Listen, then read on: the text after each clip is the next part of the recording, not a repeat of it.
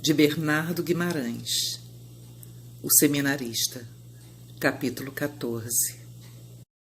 Eugênio passou uma noite febril, entre cruéis insônias e ansiados pesadelos.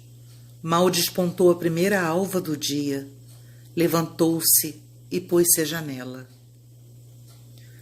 O dia levantou-se cheio de serenidade e esplendor.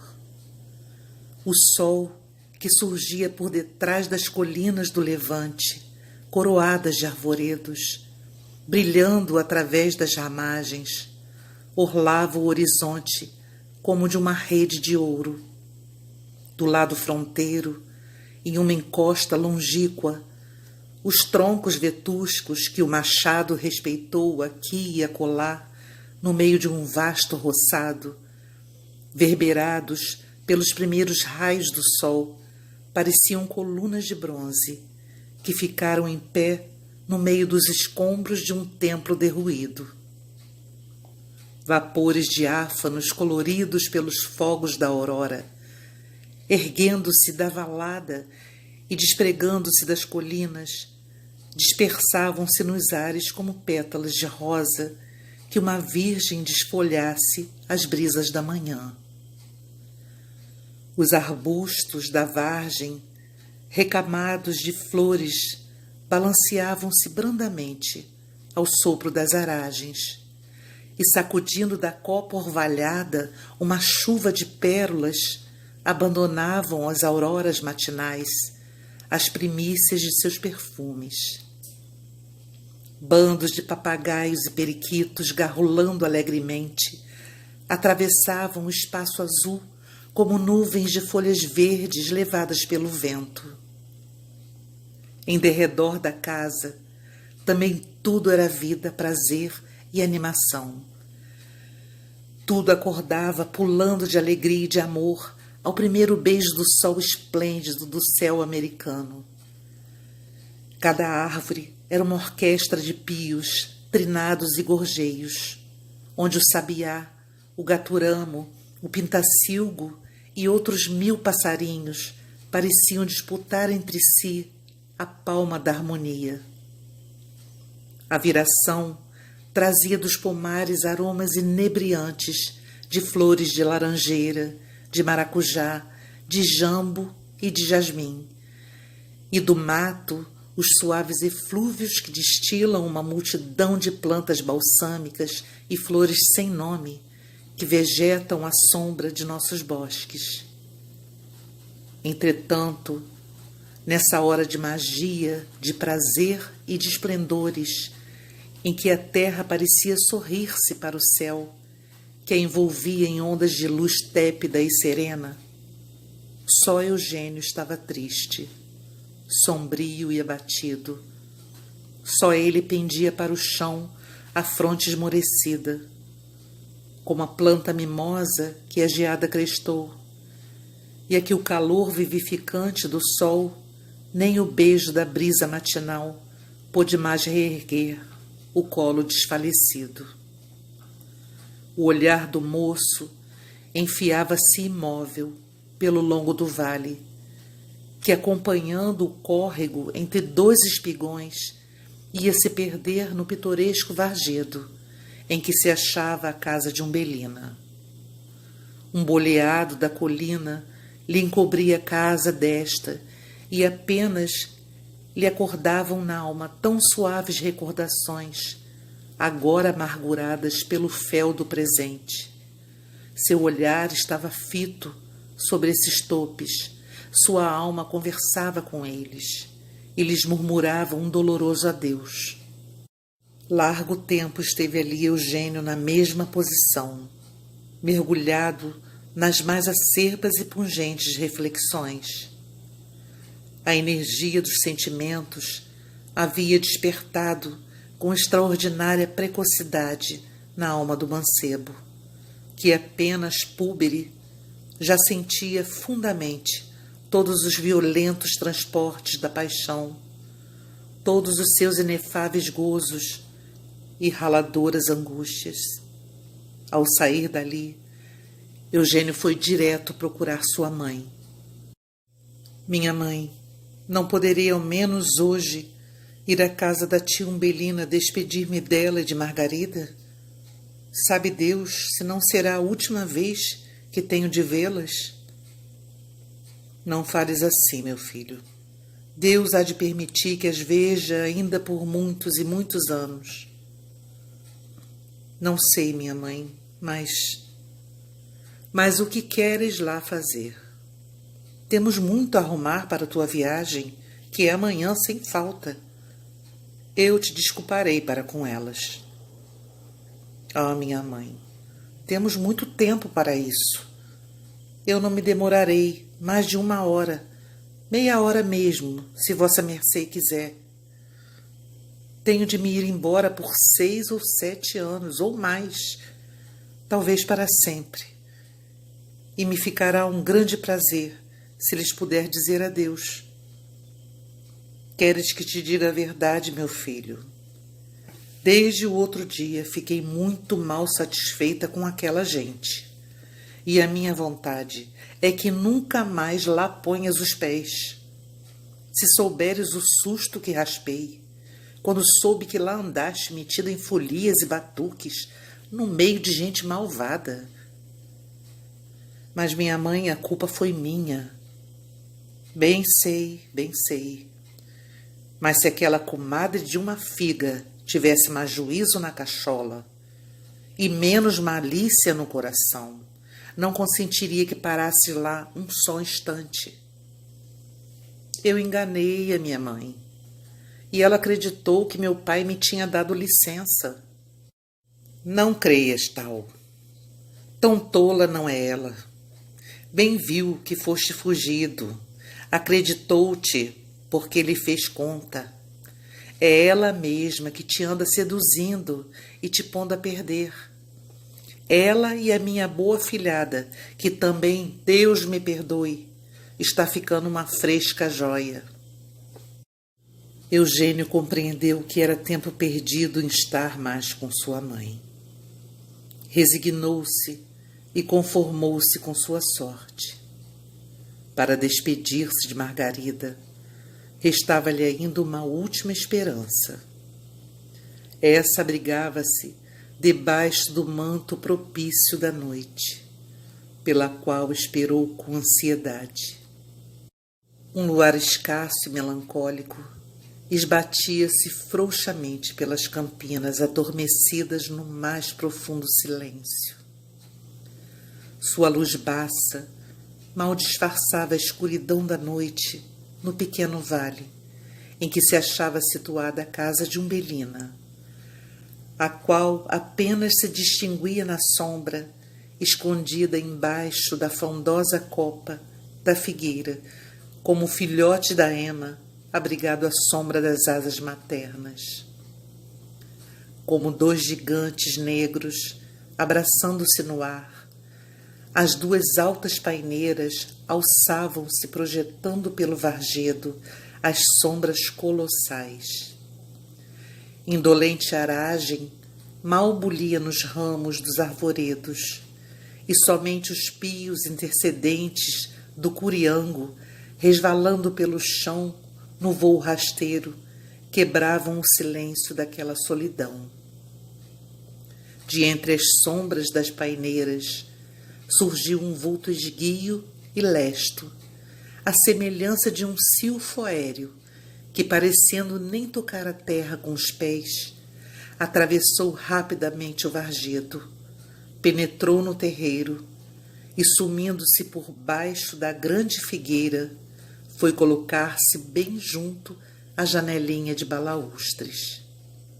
A favor daquela mudez profunda, quem de ouvido afiado estivesse encostado à cerca do terreiro, ouviria um ciciar de vozes abafadas, segredando ternuras e entreveladas de beijos, suspiros e soluços, a confundirem-se com o frêmito da folhagem, que de quando em quando estremecia uma frouxa lufada de viração, espreguiçando-se nos ramos da figueira. Adeus, Margarida, adeus. Pois já Um momento, um instantezinho ainda. Pois sim, mas se meu pai der por minha falta, não deve tardar a amanhecer. Mais um beijo, Margarida. Toma. Tu has de me querer bem, não é assim, Eugênio? Sempre. Eu te juro, torno a jurar. Padre, nunca hei de ser. Adeus. Adeus, Eugênio. Ah, não chores assim. Me cortas o coração. Enxuga essas lágrimas para que eu possa ter ânimo de ir-me embora. Deixa-me chorar, Eugênio. Que hei de eu fazer? Hei de orar sempre até que voltes. E hei de voltar, Margarida. Tanto hei de pedir, instar, rogar a minha mãe, que ela há de mandar buscar-me um dia. Margarida, um dia hei de ser homem, e havemos de viver juntos, e não haverá poder na terra que nos possa separar. Mas, meu Deus, até lá eu morro de saudade. Não, Margarida, hei de fazer tudo para sair do seminário e voltar o mais breve possível. Ah, não chores assim mais. Já não te pedi?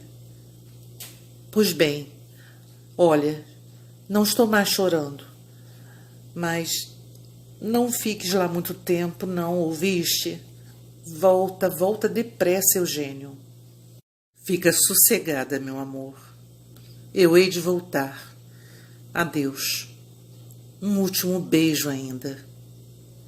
Este diálogo era suspirado com voz trêmula e abafada entre lágrimas, e ninguém poderia adivinhar que fundas tristezas, que ansiosas e cruéis inquietações se exalavam naqueles tímidos e sentidos arrulhos, que mais pareciam vagos murmúrios da solidão, perdendo-se nas asas da brisa, confundidos com o ramalhar da folhagem e o burburinho da fonte vizinha.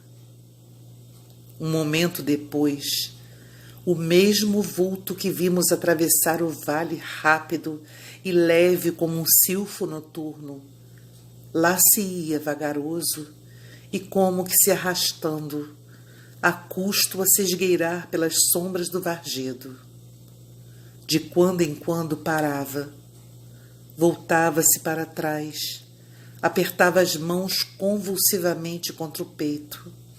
Um estremeção como de um soluço agitava o corpo, e com a voz que mais era um gemido, murmurava Margarida.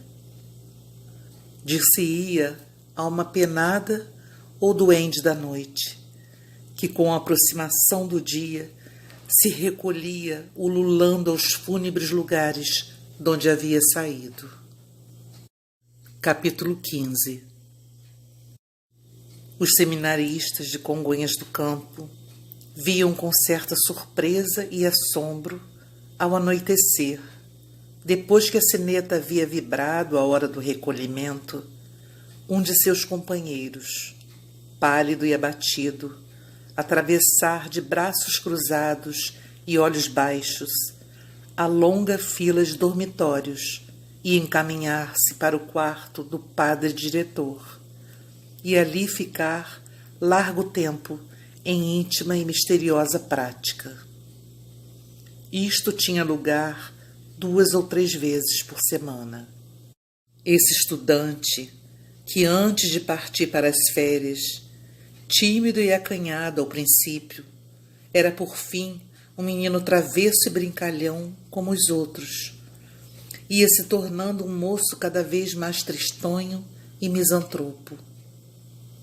No passeio e recreação, acompanhava os outros como autômato, com os olhos ou pregados no chão ou alongados além pelos horizontes, e parecendo estranho a tudo que em derredor dele se passava. Grave e pausado como um velho ermitão, formava um vivo contraste com a turba jovial de seus garrulos e travessos companheiros. Dir-se-ia o triste e moroso Noitibó, perdido entre um bando de inquietos melros. Nas horas de estudo e recolhimento, vivia debruçado sobre os livros, mas tinham observado que cismava muito e lia bem pouco. Os seminaristas novos, que ainda não o conheciam, tê-lo-iam tomado por um idiota, se na aula o rapaz não desenvolvesse prodígios de memória e de inteligência, dando de si melhores contas do que nenhum outro. Isto mesmo era mais um motivo de pasmo da parte dos seminaristas, que olhavam para aquele excêntrico e misterioso colega com certa curiosidade, cheia de respeito e admiração. Que ia, porém, fazer aquele estudante 2 vezes por semana ao quarto do padre-mestre diretor? O pai de Eugênio, reenviando-o para o seminário, tinha escrito aos padres, comunicando-lhes os desvios e desregramentos de seu filho, e pedindo-lhes muito encarecidamente que tomassem, debaixo de seu particular cuidado, dirigir-lhe a consciência e procurar desarraigar-lhe do espírito certa paixãozinha. Assim se expressava ele, que o ia tornando um pouco avesso à sua natural vocação e louvável propósito de ordenar-se. Isto, para o padre diretor, não era nenhuma novidade. Estava ele bem lembrado, e o leitor também não se terá esquecido, dos versos feitos a Margarida. Sequestrados pelo reitor à pasta do estudante. Era prevendo aquela decaída do seu neófito que o padre se havia oposto com tanta energia a que Eugênio saísse do seminário durante as férias. Também de sua parte, os padres tinham um grande interesse e vivo desejo de atrair ao grêmio da classe clerical aquele mancebo que, por sua bela inteligência, seu espírito de devoção e excelentes dotes morais, parecia talhado pelo céu para ser um digno ministro da religião do crucificado. Concebe-se, pois, o esforço com que aqueles zelosos missionários se empenhariam em fazer tão bela aquisição para o clero brasileiro e mesmo, se fosse possível, para a congregação a que pertenciam. Muito satisfeitos se mostraram quando viram voltar ao seminário o esperançoso estudante. Vendo seu ar melancólico e abatido, adivinharam-lhe a causa, mas não se inquietaram com isso, esperando que o tempo e a ausência seriam suficientes para desvanecer a tal paixãozinha, que se extinguiria por si mesma, como a luz da lâmpada a que falece o óleo. Mal pensavam eles que o amor que abrasava o coração do mancebo era como a chama do amianto, que arde perenemente, sem nunca consumir-se. Em viagem para o seminário, Eugênio, com o coração cortado de angústia e de saudade e cheio de despeito contra a tirania paterna, formava em seu espírito o projeto de mostrar-se inteiramente rebelde à disciplina claustral, embora atraísse sobre si as mais severas reprimendas e castigos. Pretendia comportar-se com tal desídia e relaxamento, tais desatinos e desregramentos praticar, que os padres se veriam obrigados a expeli-lo do seminário. Firme nesse propósito chegou a Congonhas, mas apenas cruzou os umbrais do piedoso edifício, sentiu desfalecer toda a sua energia reacionária. Sua fonte altanada curvou-se a um profundo sentimento de respeito e submissão. Todas essas veleidades de revolta se encolheram nos seios da alma, como se calam medrosos, escondendo-se nas moitas do vergel, os gárrulos passarinhos, quando percebem a sombra da asa do gavião que atravessa os ares, esvoaçando por cima deles. Tímido, cordato e dócil por natureza, Eugênio não tinha coragem para praticar o mal, nem era capaz de proceder contra os ditames da sua consciência. O espírito religioso que constituía um dos traços mais proeminentes do seu caráter lhe fazia olhar com veneração aquele edifício, morada dos padres santos, e consideraria o mais abominável dos pecados profaná-lo com os atos de desregramentos e rebeldia. Debalde, pois, tentaria impor à sua vontade atos que a consciência repelia e fazer calar as nobres e virtuosas tendências que a natureza lhe tinha plantado no coração. Resignou-se e contentou-se em chorar sobre a sua sorte. Ferida pelo infortúnio, a alma bem formada não blasfema contra Deus, nem se revolta contra os homens.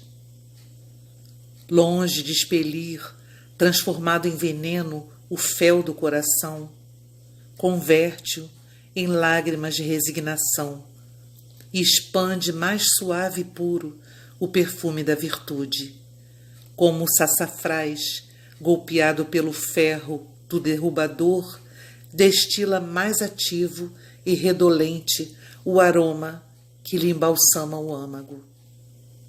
Todavia, Eugênio não podia expelir de seu coração a imagem de Margarida. E nem ele o tentava, pois reputava isso um projeto impossível, absurdo, louco.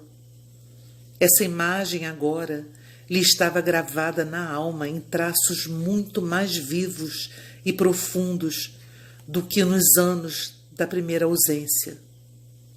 A meiga e plácida afeição da infância havia tomado as proporções de uma paixão enérgica e fogosa, e se assenhoreara de seu coração como um truculento e rijo cipó que se atraca ao madeiro da floresta, o enleia e aperta, e com ele se identifica, destinado a viver e perecer com ele. A saudade que o devorava já não era essa tristeza lânguida e melancólica, que se entorna do coração com certa suavidade, como o perfume de uma flor mirrada, e se espairece nos ares, nas asas do devaneio, como uma nuvem dourada pelos fulgores da aurora. Era o negrume carregado de uma noite pesada, muda e funérea, de uma noite toldada, sem luz de estrelas, nem lampejos de harmonia, nem fragores de tempestades. Era a paixão com todas as suas cruéis inquietações e anelos febris, com todas as suas sombrias apreensões no futuro e suas doces e pungentes recordações no passado. A tudo isto vinha se juntar um sentimento de dolorosa compaixão pela sorte de sua querida companheira. Quão sozinha, quão desamparada a havia deixado na solidão do lar quase deserto, entregue às angústias da saudade, como flor mimosa exposta a todos os rigores do sol canicular. Pobrezinha, a injusta prevenção dos pais de Eugênio, retirando sua estima e amizade, a privaram da única consolação que lhe restava, tirando-lhe até os meios de saber notícias do amigo ausente. Com que amargura não exprobrava sua mãe, no íntimo da alma, aquele iníquo e desalmado procedimento. Como não o teria amaldiçoado mesmo, se não partisse de uma mãe, a quem respeitava e amava? Pelas suas, Eugênio aquilatava as angústias de Margarida. Ele a via todas as tardes, e seu coração adivinhava encaminhar-se para as paineiras do Vargedo, pálida e chorosa, com as madeixas revoltas e dispersas pelos ombros, como palmeiras a que o sopro violento da tormenta vergara o colo, derriçara os galhos e emaranhara os leques emurchecidos. Ali a via sentada, largo tempo com os olhos fitos nos campos da fazenda paterna, triste como Eva, exilada do paraíso, regando com as lágrimas as raízes daquelas árvores queridas, companheiras e confidentes fiéis das alegrias do passado e das amarguras do presente. Entranhando-se nestas tristes imaginações, Eugênio estoreia convulsivamente as mãos e o sofrimento lhe espremia do coração 2 lágrimas. O fogo do desespero lhe queimava as pálpebras sem dar-lhes tempo a rolarem pelas faces, e a muito custo podia conter no peito um brado de blasfêmia e um ímpeto de revolta. Cedendo, porém, ao peso de seu infortúnio, o moço não ousava, nem tentava combater a paixão que fazia a tortura da sua vida. Sabia isso impossível, mas o seu espírito crente e religioso só julgava realizável a sua redenção por um favor especial do céu, pelo influxo da graça divina, favor que não esperava, nem ousava implorar, porque dele se julgava indigno. Ou quem sabe, tinha medo de ser atendido e parecia-lhe que, faltando-lhe aquele amor, não poderia mais viver. Faltar-lhe-ia o ar e a luz, e a terra e o céu se aniquilariam para ele. Assim, o infeliz moço agarrava-se à sua saudade e ao seu infortúnio, como escorpião que, rodeado de chamas, se atraca à própria cauda, que o morde e que o lacera. O abatimento e melancolia de Eugênio, longe de desvanecer-se, pareciam ir se agravando com o tempo. Fenômeno singular naquela idade, em que as dores da alma parecem dissipar-se com a mesma facilidade com que se evaporam as ligeiras névoas ao primeiro sopro das brisas travessas de uma manhã. Entretanto, já quase um ano havia decorrido, e os padres, começando a inquietar-se à vista do estado deplorável a que se ia induzindo o pobre rapaz, entenderam que deviam lançar mão de meios mais enérgicos e positivos para debelar a paixão que não só o desviava do sacerdócio, como mesmo ameaçava levá-lo ao túmulo. Foi então que começaram as práticas e confidências íntimas com o padre diretor. A princípio e por muito tempo, nenhum resultado tiveram, e o padre, já desalentado, quase desistiu da empresa. Suas palavras, conselhos e exortações não conseguiam produzir a menor moça no espírito do mancebo, o qual, revelando-se sem rebuço o estado de sua alma, confessava sua fraqueza, ou antes impotência, para combater o mal que o assoberbava, e as mais calorosas e eloquentes objurgações do padre opunha um desanimado e glacial "não posso".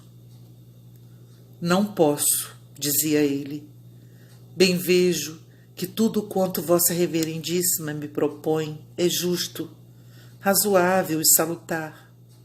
Quero fazer tudo quanto me aconselha, mas há uma força superior à minha vontade, um poder contra o qual vão quebrar-se todos os meus esforços. Não posso." Capítulo 16.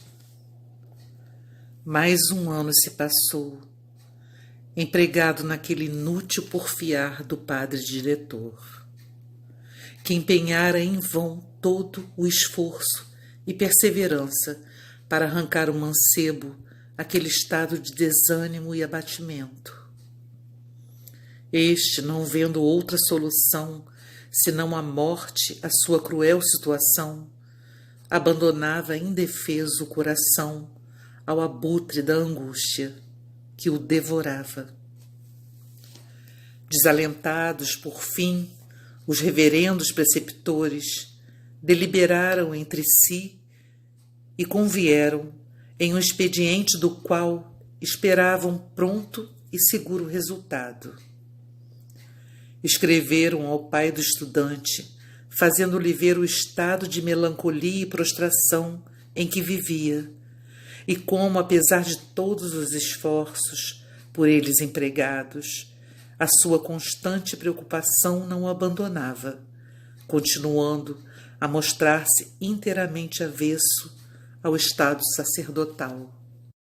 Aconselharam, portanto, ao pai que procurasse casar a rapariga, que assim trazia desgarrada do bom caminho aquela ovelha predestinada, que Deus parecia ter criado para santas e sublimes coisas. Era este o único recurso eficaz com que contavam, pois era natural que o moço, sabendo que a menina estava casada, tratasse de banir do espírito aquela teimosa tentação de que Satanás se prevalecia para arredá-lo de sua natural e santa vocação. Que era pena perder-se, por tão fútil e baixo motivo, um digno sacerdote, que viria a ser um dia um dos mais belos ornamentos do clero brasileiro. Lisonjeado com os elogios feitos ao filho, Antunes aplaudiu e aceitou o conselho, e deu-se pressa a pô-lo em execução.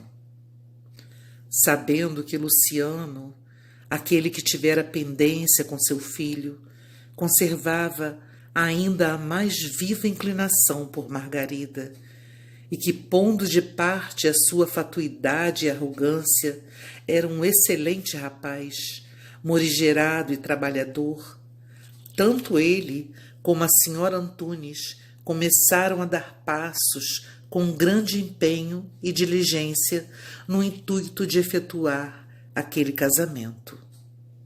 Baldados, porém, ficaram todos esses esforços. Margarida resistiu e até as ameaças de maldição por parte de seus padrinhos, e recusou-se obstinadamente a aceitar o marido, fosse ele qual fosse. Outrora, Umbelina tinha afagado no espírito a esperança e acreditava na possibilidade do futuro enlace dos dois meninos, Eugênio e Margarida. Não via na pobreza desta embaraço sério para isso. E quanto à linhagem, ela, a viúva de um alferes dessa brilhante cavalaria mineira, a nata do exército, onde não se alistava senão gente de sangue limpo e de família honrada, e da qual o simples soldado era tão respeitado e respeitável como hoje um capitão, ela em nada se julgava inferior ao Antunes.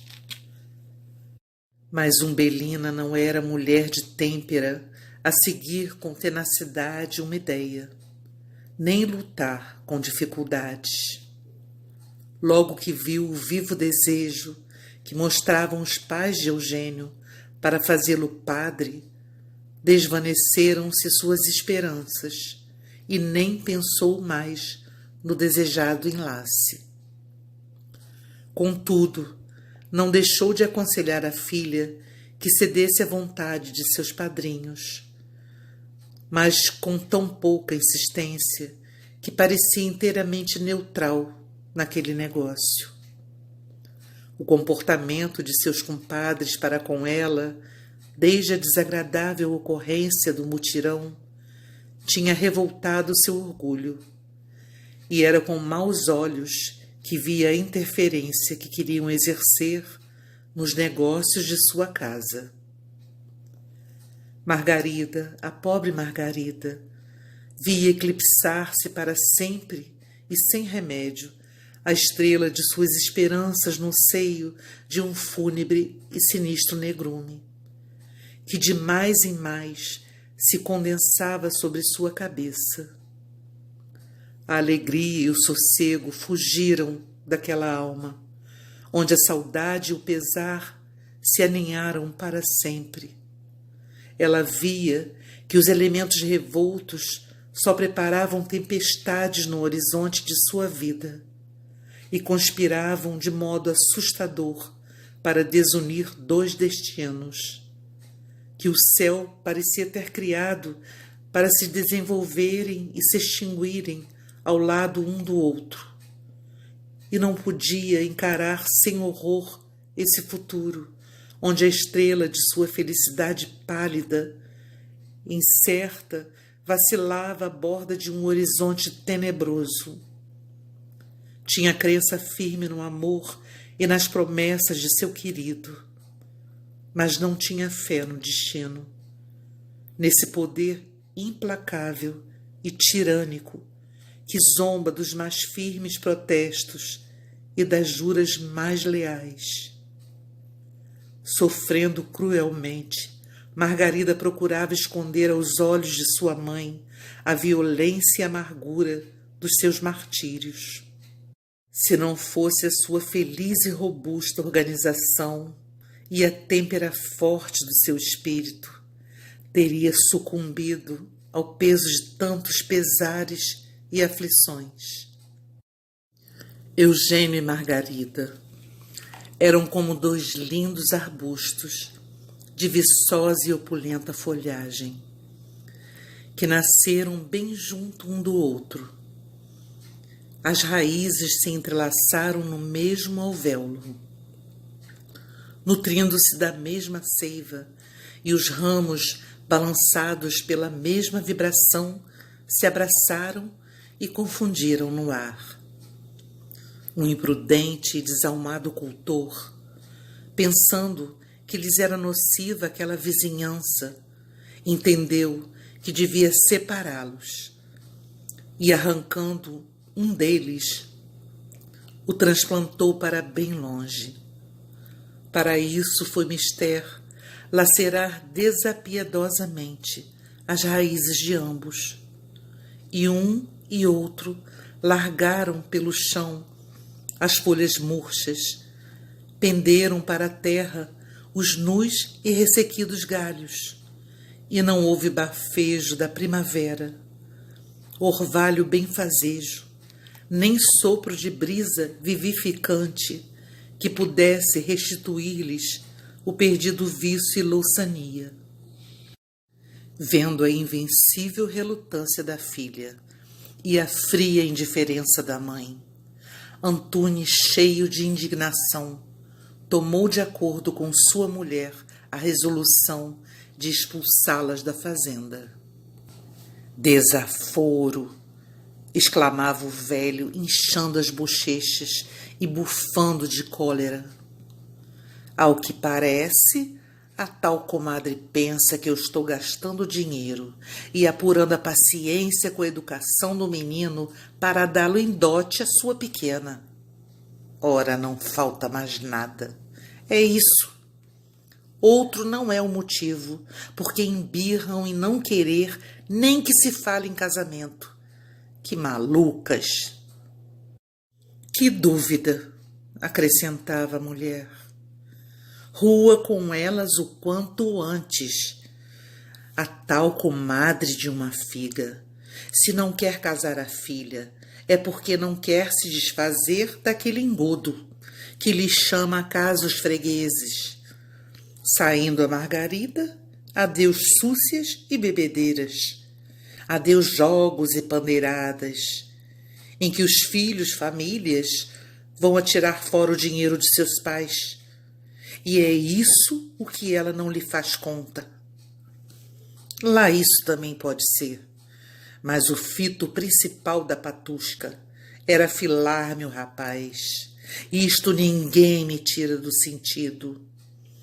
Até consta-me que o menino, depois que expressamente lhe proibimos pôr lá os pés, quando já todos aqui dormiam, fugia sorrateiramente da casa e lá ia passar quase todas as noites.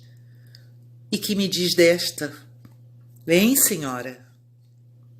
Deveras, senhor Antunes, o que me está dizendo? Homem, veja que víbora traiçoeira admitimos dentro de casa. Nada, nada, nem mais um momento quero ver essa mulher perto de nós. É a serpente, é o diabo em pessoa.